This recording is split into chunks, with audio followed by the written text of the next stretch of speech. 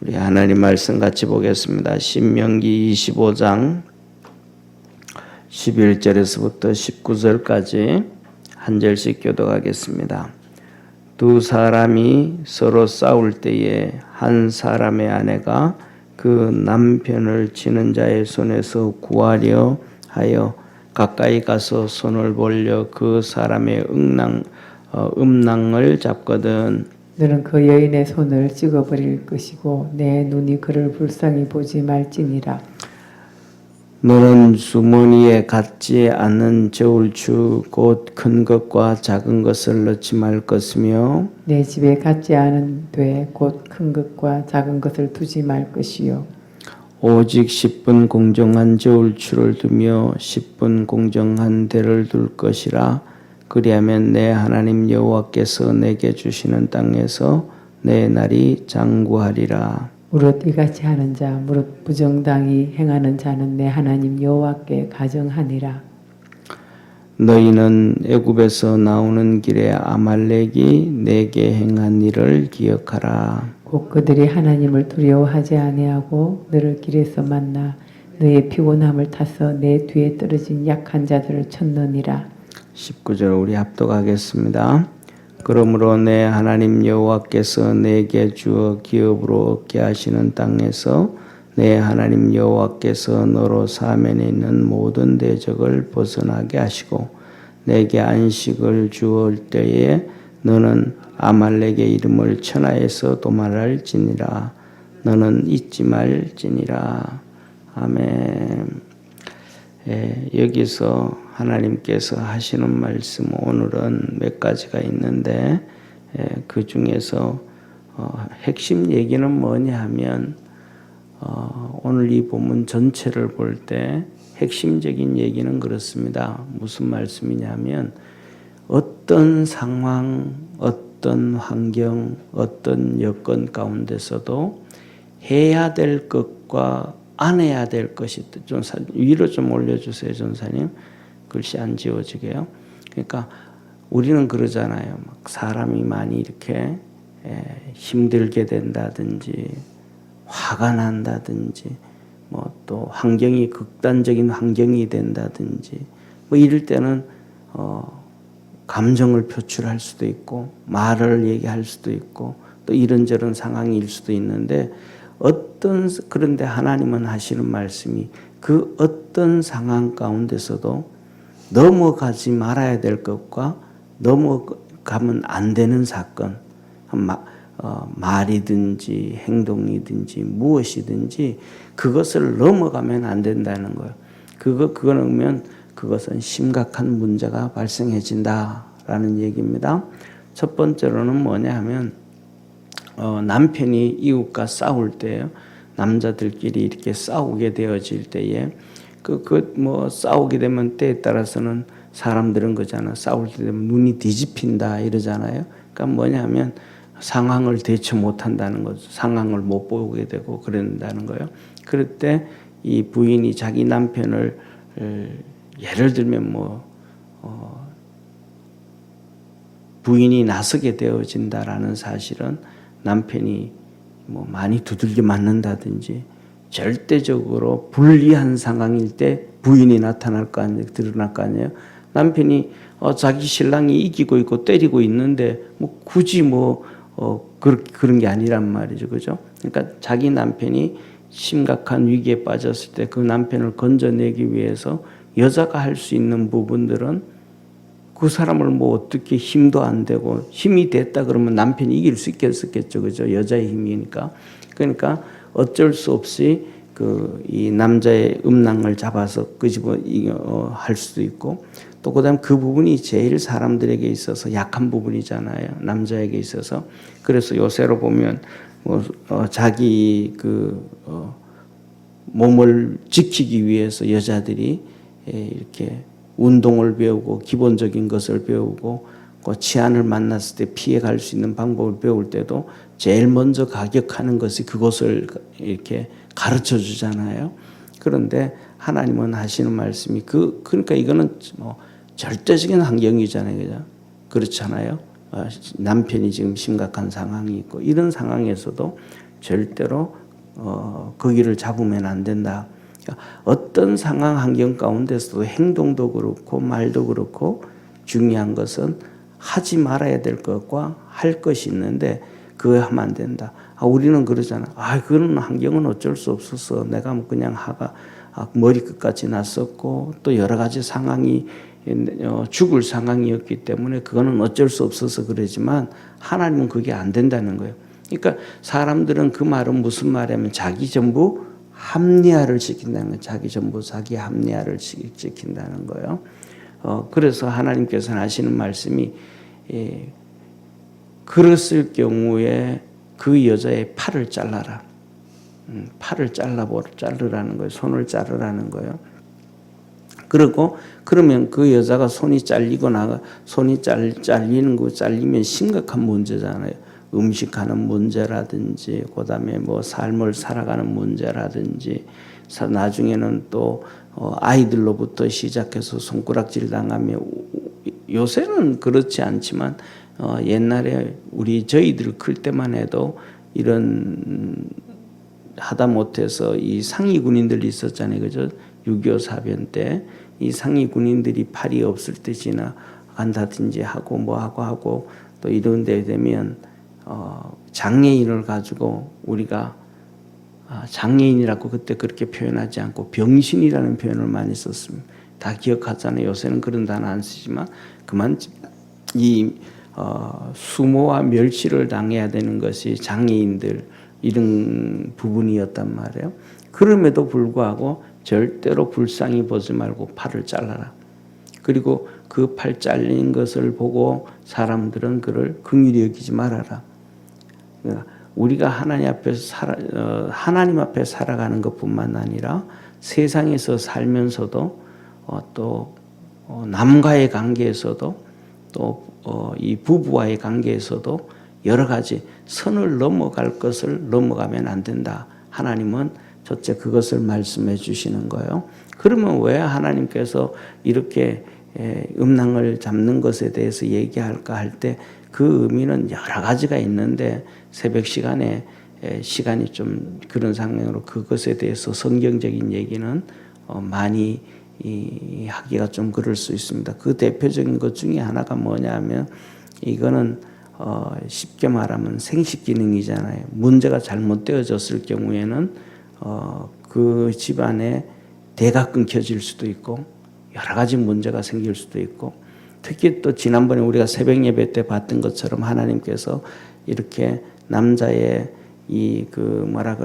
생식 기능이 사람이 자라면서 크다가 관리를 잘못해서 터진다든지 문제가 생겼을 때는 하나님 전에 나오지도 못하게 하고 이방인처럼 처리한다든지 하는 이런 하나님의 특별한 그런 것들이 있습니다. 그래서 하나님 말 얘기하시고 그 다음에 두 번째로는 무엇을 얘기하고 계시냐면 이 공정하게 해야 된다. 추를 무거운 추와 가벼운 추를 사용해서 저울을 달 때 사용하지 말고 곡식을 달 때 큰 데와 작은 데를 사용하지 말고 쉽게 말하면 그러죠. 자기한테 유익을 취하기 위해서도 큰 데와 작은 데를 사용할 수도 있고 그 다음에 더 나아가서는 뭐냐면 이런 경우가 있단 말이에요. 보세요. 내가 부자예요. 내가 부자인데 쉽게 말하면 상대방이 이 사람은 참 내가 이 사람은 좀 도와주고 싶다.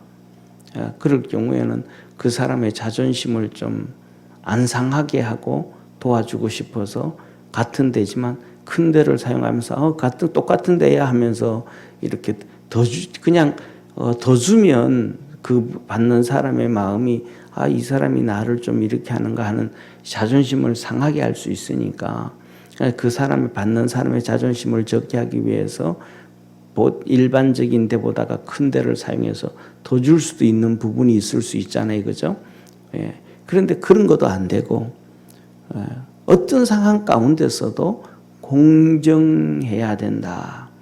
이게 하나님이 하시는 말씀이에요. 그래서 이 공정을 하나님이 좀 전에도 말씀드렸던 것처럼 이런저런 상황 어떤 상황 가운데서도 공정해야 된다. 예, 그렇게 말씀을 하세요. 그래서 이 공정하게 되어질 때에 뭐냐면 오늘 하나님이 하시는 말씀이 이렇게 말씀을 하시잖아요. 보세요. 15절 한번 보시죠. 15절 같이 읽습니다. 오직 10분 공정한 저울추를 두며 10분 공정한 대를 둘 것이라. 그리하면 내 하나님 여호와께서 내게 주시는 땅에서 내 날이 장구하리라. 이 공정해야 된다. 그런데 이 세상은 공정해요? 안 하잖아요. 그러니까 우리가 뭐냐면 우리 자신만이 공정해야 되는 것이 아니고 하나님 앞에서도 공정한 사회가 될 수 있도록 기도를 해야 되는 것이 필수입니다. 그래서 뭐냐면 대표적으로 한번 보세요. 예를 들면 이제 엊그저께 어제입니까? 뉴스에서 조민희에 대해서 정경심 하면서 7개의 그 모든 서류들이 전부 위조를 만들었다 그러잖아요. 7개 전부 위조가 됐다 그러잖아요. 그걸 위조를 7개 만들어서 고려대를 들어가고 그것 가지고 또 부산 안에 대학교 들어가서 의사가 되어지고 그런데도 쉽게 말하면 그렇게 되어지는데 재판에까지 그렇게 되어질 때까지도 지금 벌써 2년이라는 시간이 지나간단 말이에요. 그런데 그는 그 부정한 가운데서도 의사가 되어져 있다 이 말이에요. 지금요. 이제는 또 그거 취소해야 되는지 어떤지 모르지만은 그런데 중요한 것은 뭐냐 하면 5년 전에 보면 정유라 같은 경우에 있잖아요. 그죠? 정유라 같은 경우에는 부정한 게 없어요. 그 딸은 쉽게 말하면. 저희들이 학교 다닐 때도 체육하는 애들은 똑같거든요. 그때는요. 다 수업 시간 안 들어와도 선생님이 그냥 걔 그거 인정해주고 특히 말 타니까 학교에 말 있는 것도 아니고 그러니까 그걸 다 인정해줬단 말이에요. 그리고 더 나아가서는 우리나라의 이 아시안 게임에서 금메달을 딴 아이란 말이에요. 그런데도 불구하고 그 문제가 있다고 막 언론에서 떠들고 해가지고 대학교도 취소시켰죠. 고등학교 졸업생 그냥 한 달 만에 다 정리해서 그렇게 만들어 버렸죠. 고등학생이라는 것으로 대학교도 취소해져 버리고 그렇게 만들고 더더욱 중요한 것은 이대 교수 같은 경우에는 그때 유방암으로 그냥 막 정말 힘든 상황이었거든요. 근데 유방암으로 그렇게 지금 어떻게 자세히 모르겠어요. 그 유방암으로 그렇게 수술하고 막 난리를 피우고 어려움 당했는데도 감옥에 집어넣었단 말이에요. 그런데 그런 것들을 보면 지금 추가 이 법원이라는 것도 그렇고 언론이라는 것도 그렇고 우리나라 전체의 이 기국 이것들이 공정한 것이 아니라는 거예요. 이런 것들을 보면서 그건 나하고 상관없는 거니까 그런 거는 교회와 상관없는 거니까 그게 아니고 그런 것을 위해서 성도들이 기도를 해야 하나님 앞에서 이게 뭐냐면 되어지고 이 나라가 잘 되어지고 복을 받게 되어지는 것. 이런 얘기까지도 뭐하면 교회에서 얘기 안 하고 성경에서는 공정을 얘기하는데 그것을 보면서도 가만히 있고 예수 믿으면 잘 됩니다. 예수 믿으면 됩니다. 그게 아니거든요. 예수 믿으면 잘 되는 게 아니고 하나님은 그 공정한 추를 만들어야 오늘 하시는 말씀이 뭐냐 하면 내 땅에서 날이 장구하리라. 잘 된다고 해주시는 거거든요. 그러니까 그런 것들을 가만히 놔두고 예수님만 믿으십시다. 이래가지고는 날이 장구해진다는 게 아니라 하나님의 공정하신 하나님이니까 그 공정이 이 땅에 이루어져야 하나님께서 이 땅을 축복해 주신다라는 거예요. 그래서 뭐냐 하면 우리가 이런 것들도 어떤 상황, 어떤 환경 가운데서도 공정이 되어져야 되는 이 대학 교수로 있든지 뭐가 있든지 간에도 항상 공정해져야 된다. 이것을 기억하고 기도할 수 있는 우리 축복의 성도 되기를 바랍니다. 왜냐하면 이 공정이라는 단어, 이런 어떤 상황에도 이런 거라는 것은 하나님을 두려워하는 마음을 가져야 되거든요. 하나님 두려워하는 마음을 가지지 않으니까 안 되는 거예요. 어제도 이제 우리 전사님하고 이렇게 성경을 이렇게 들으면서 이제 그 얘기를 하면서 그랬어요. 그래도 무슨 얘기를 했냐면 그래도 오늘날에는 참 전사님 하는 얘기가 다행이다. 그런 얘기가 뭐냐면 이런 얘기예요. 에스겔서에 보면 또 예레미야서에도 보면 하나님이 그 말씀을 하신단 말이야. 에스겔 보고 에스겔아 너 허리띠를 갖다가 이 가난 그 바벨론의 강둑 밑에다가 이렇게 묻어둬라 그래. 그러면 바로 옆에 있는 것도 아니고 수백 킬로를 걸어가야 되는 거예요. 수백 킬로 걸어가가지고 거기가 묻었어요. 아무것도 아니잖아요. 그리고 또 한 3개월이 지나요. 하나님이 가서 그거 묻어놨던 거 허리띠 가져오너라. 또 가서 가져와야 돼. 무슨 의미가 있는 거예요. 그런데 그 얘기를 하면 에스겔이 그대로 또 순종해요. 그래가지고 다 썩은 거예요. 그럼 나중에 보면 아니 우리 집 뒷산에 갖다 묻어놔도 몇 개월 지나면 썩는 거고 그 몇백 킬로 걸어가서 묻어놔도 썩는 거면 하나님 그냥 여기 갖다 묻어놓죠. 왜 그것까지 이렇게 할 수 있잖아요. 그런데 그것 말 다 순종하는 거예요. 더 나아가서는 에스겔이라든지 예레미야라든지 이사야라든지 하나님의 선지자들을 보면 뭐라 그러냐면 옷을 뻘거벗고 돌아다니래요. 사거리에서 시장통에 걸어 다니래요. 그러니까 전사님이 하는 얘기가 오늘날 하나님이 그렇게 하게 하라 소리 안 하시니까 지금은 참 축복이죠. 근데 그래서 제가 그 얘기를 했죠. 아니 뻘거벗고 돌아다니라고 그러면 선지자들이 정말로 다 그냥 토 하나 없어요. 왜요 하나님? 이런 거 하나 없이 그대로 순종을 하거든요. 그러면 그런 선지자들의 모습을 보고 그런 선지자들의 말을 듣고 하나님을 믿고 순종할 사람이 어디 있겠어요? 바깥에 뻘거벗고 돌아다니는 사람을 볼 때 정신이 온전하다고 생각하겠어요? 하나님이 그렇게 말씀하시겠어라고 생각할 사람이 있겠어요? 없다는 거죠. 그건 전부 무슨 생각이냐면 전부 하나님은 이렇게 말씀하실 거야. 하나님은 이러실 거야. 하고 자기 생각에 맞춰서 다 그렇게 하는데 하나님은 전혀 그렇지 않다라는 사실. 우리가 생각하는 것과는 전혀 다르게 하나님은 일하신다는 거예요. 그래서 하나님이 하시는 말씀이 하나님의 생각은 너희 생각과 달라서 하늘이 높음같이 하나님은 그렇다. 그러니까 우리가 상상하는 것과는 전혀 다른 하나님의 일을 하시는 거예요. 그래서 우리가 이 하나님의 말씀을 쫓아갈 줄 아는 그러한 축복의 성도가 되기를 축원합니다. 그래서 어떤 상황 환경 가운데서도 하나님을 두려워할 줄 알면 추도 그렇고 대도 그렇고 공정하게 한다. 그 다음에 세 번째로는 하나님께서 이 아말렉을 향해서 말하는 거였거든요. 이 사건은 출애굽기 17장에 있었던 사건이에요. 이스라엘 백성이 출애굽을 했을 때 아말렉이 뒤에 와서 두들겨 패서 전쟁을 했어요. 그래서 모세가 산 위에 올라가서 손을 들면 여호수아가 전쟁에서 이기고 모세가 피곤해서 손을 내면 전쟁에서 지는 사건 알잖아요. 이것은 뭐냐였었냐면 한번 상식으로 한번 생각을 해보세요. 아말렉이 전쟁을 해야 돼요? 전쟁을 안 해야 돼요? 아말렉 입장에서 볼 때 아말렉 입장에서 볼 때 전쟁은 당연히 해야 되죠. 왜? 이스라엘 백성이 200만 명 되는데 전쟁에 나올 사람만 남자들만 60만 명이 가면 전체가 200만 명이 좋게 되는데 그 사람들이 가만히 놔두면 애굽에서 나와서 어디 와요? 자기 땅으로 들어와서 자기들을 치게 되고 자기들을 멸망시키고 그리고 그 안에서 다 살게 되어지니까 그들이 이스라엘 백성들이 뭐 하기 전에 힘을 키우기 전에 그들을 먼저 기선제압을 해야 되잖아요.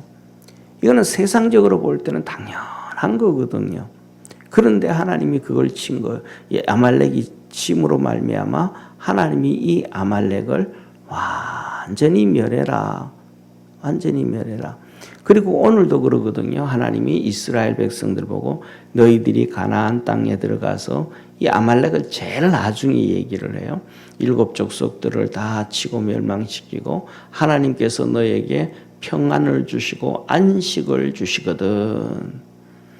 이 아말렉을 진멸해서 천하에서 도말하라.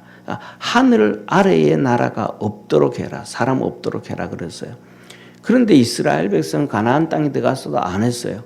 7 족속들을 치고 나라를 세우고 민족을 해도 안 했단 말이에요.